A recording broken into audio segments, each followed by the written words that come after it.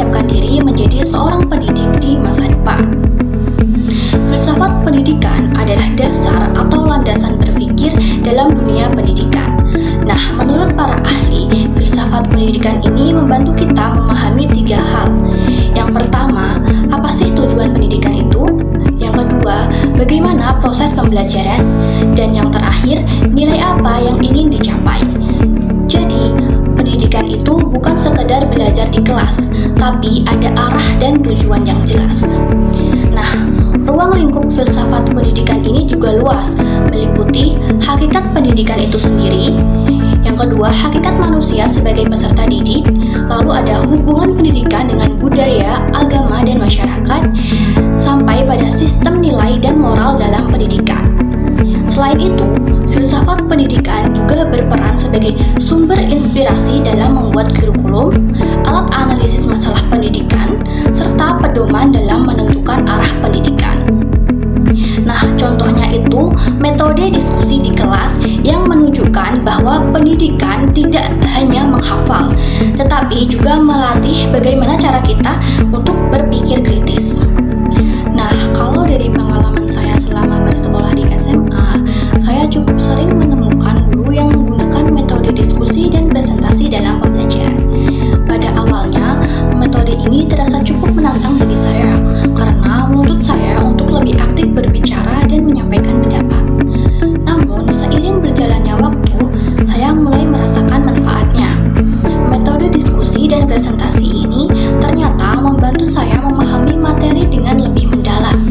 Karena saya tidak hanya menerima informasi dari guru, tetapi saya juga dapat mengolah, mempertanyakan, dan menyampaikan kembali materi tersebut dengan bahasa saya sendiri. Sementara di sisi lain, saat saya masih SMP, saya lebih sering mengalami pembelajaran yang bersifat satu arah, di mana guru lebih banyak menjelaskan, sementara para siswa hanya mendengarkan dan mencatat materi tersebut.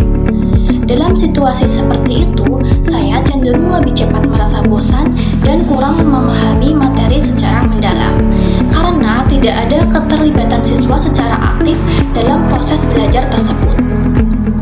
Nah, dari kedua pengalaman tersebut, saya menyadari bahwa cara mengajar seorang guru sangat berpengaruh terhadap pemahaman dan minat belajar seorang siswa.